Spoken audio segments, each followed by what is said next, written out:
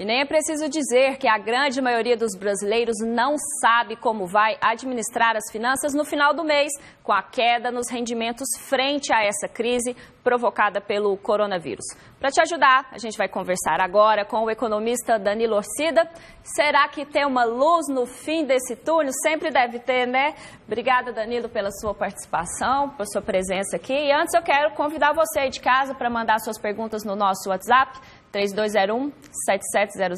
Boa tarde, seja muito bem-vindo. Boa tarde, agradeço a oportunidade de estar aqui neste momento tão difícil, né? Não só as medidas de prevenção são importantes, como também a informação é valiosa. Obrigada por estar aqui. E eu queria começar falando, né, que a situação está difícil para todo mundo, né? A gente não sabe o que vem pelos próximos dias, a gente já sabe que possivelmente grande maioria da população vai ter uma queda nos rendimentos, mas as contas não vão deixar de chegar nas casas. E aí, como se organizar? Como organizar o orçamento? Olha, primeiro falando em relação às famílias, juntamente a bancos e a contratos junto a outras empresas. Primeiro precisamos saber que estamos diante de uma situação atípica, em que deve imperar, antes de tudo, o bom senso, né? Agora, dentro da legalidade, estas famílias, as pessoas que têm contratos junto a bancos, contratos de financiamento, certamente elas poderão buscar uma forma de revisar estes contratos. O nosso Código Civil, ele traz cláusulas, traz artigos que dispõem sobre a chamada teoria da imprevisão, a teoria do caso fortuito, da força maior. São artigos que regulamentam justamente situações atípicas como esta. Mas né? Nesse caso a gente está falando de financiamentos, né, da casa própria. A Caixa até divulgou que o mutuário pode fazer uma pausa de até 2 prestações, alguns bancos também orientaram nesse sentido. Mas e as contas do dia a dia, né? A água, a energia, o telefone, a internet, que hoje faz parte da vida de todo mundo, a alimentação, os remédios, né?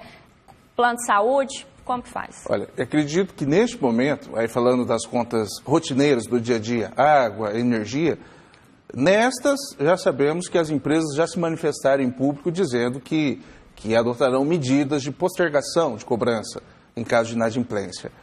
Agora, em relação a contratos bancários, os bancos também já se manifestaram em relação ao financiamento imobiliário. E aí essas medidas de postergação de pagamento não se aplicam aos contratos de cartão de crédito e cheque especial. Mas veja, sabendo que nós estamos diante de um momento atípico, né, uma situação que gera um desequilíbrio, uma situação atípica e diferente daquela situação em que o contrato foi realizado, certamente há margem jurídica até mesmo para se discutir a revisão das condições contratuais. Então, eu acredito que ao longo dos próximos dias, aqueles que possuem contratos, em especial contratos bancários, poderão buscar aí os bancos, numa tentativa de revisar as condições desse contrato, certamente as condições de juros, correção monetária e de encargos moratórios que correrão ao longo desse período da quarentena. Só para a gente atualizar aqui, ontem a ANEEL, né, que é a agência que regulamenta as concessionárias de energia elétrica, ela soltou um decreto suspendendo o corte de energia elétrica em todo o país em até 90 dias, para quem tiver inadimplente, para quem não pagar suas contas. Então, com essa conta de energia, por exemplo, o consumidor que tiver com orçamento apertado, então não precisa se preocupar com ela, vai deixando ela para frente. Essa é uma orientação. É verdade. Eu acredito que neste momento é prudente avaliar todos os contratos, as contas e priorizar aquelas que possuem maiores encargos, no caso de inadimplência. Até para não se ver aí depois numa condição futura de uma dívida que vai gerando encargos moratórios e resultando num superendividamento. Nesse momento, é interessante a gente recorrer a cheque especial, cartão de crédito? Olha, o cheque especial, cartão de crédito, são as modalidades de crédito com os maiores encargos se comparado aos demais produtos bancários. Maiores juros, né? Porque encargos, às vezes a gente nem entende o que são os maiores juros do mercado, é cartão de crédito e cheque especial. São créditos que estão disponíveis ali de uma forma muito imediata. Então, existem outras modalidades que possuem condições mais favoráveis a esse consumidor, como o crédito direto ao consumidor, no caso, os créditos consignados, né, aqueles que têm essa possibilidade certamente conseguem melhores taxas. E aí, falando até em relação às empresas, eu vejo que há muitos empresários preocupados com esse cenário também, né, como ficará diante dessa condição. Eu acredito que é importante trazer aqui a divulgação, que agora a economia nada mais é do que a interação entre três agentes, né? As famílias, as empresas e o próprio governo. Então, neste momento, se faz necessária a intervenção econômica por parte do governo. Se faz necessário políticas para gerar estímulo, porque, de fato, estamos diante de um cenário atípico.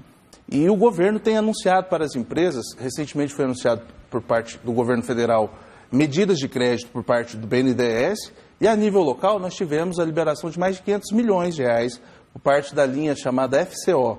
Então temos a agência Goiás Fomento, que é uma agência de fomento do próprio Estado.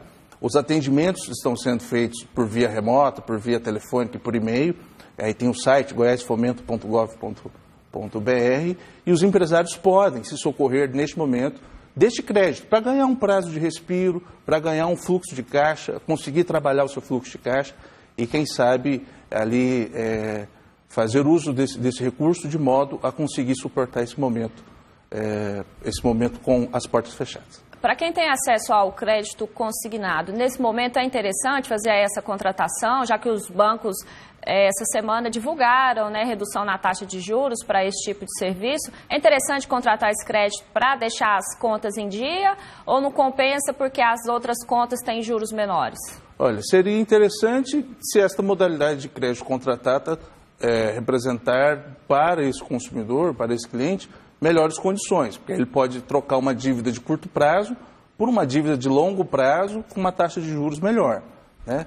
Agora, essas medidas bancárias, elas estão se aplicando, anunciadas até então, elas estão sendo anunciadas em relação a contratos já vigentes, aqueles casos de contratos de crédito realizados que estão em vigência. Então, os bancos estão adotando medidas de, nesse intervalo, suspender a cobrança de encargos, porém, de contratos já realizados. É importante destacar. A gente recebeu aqui uma pergunta do Oscar.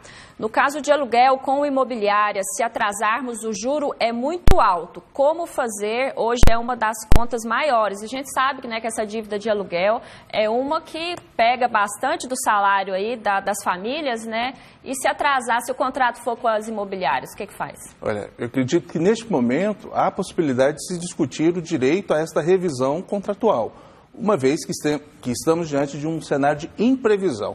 À luz do direito, aí falando de uma forma mais dentro do aspecto da legalidade, temos a chamada teoria da imprevisão, que permite a discussão de cláusulas contratuais, como é o caso hoje que nós estamos vivenciando. Mas como que esse consumidor pode ter acesso a esse tipo de situação, né? Ele tem que contratar um advogado, no caso específico aqui do Oscar, ele vai lá na imobiliária, tenta negociar lá com o pessoal, ele tem que acompanhar do advogado, tem que ter um acompanhamento jurídico. Como que o direito, então, vai orientar nesse sentido? Olha, acredito que de imediato há necessidade de se procurar o credor, né, no caso em questão do nosso telespectador, a imobiliária, tentar juntamente com esta empresa renegociar estas condições e, na hipótese de insucesso, acredito que buscar sim uma orientação técnica, uma orientação jurídica para rediscutir essas condições contratuais, porque neste momento é possível sim de serem rediscutidas. Uma última perguntinha aqui antes da gente encerrar.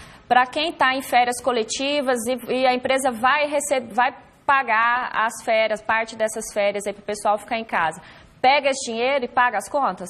Olha, acredito que o momento requer muita prudência, né? O momento requer prudência, e aí aqueles que têm condições, é importante priorizar as contas com os maiores encargos, de modo que a pessoa não se veja depois numa condição de endividamento, e se tiver condições de, neste momento, fazer uma reserva, se preparar para o próximo semestre, eu acredito que é prudente, sim, fazer essa reserva. Tá certo. Então, agradeço a participação do economista Danilo Orcida, sempre aqui trazendo boas informações para a gente. Obrigado, boa tarde para o senhor. Eu que agradeço, boa tarde a todos.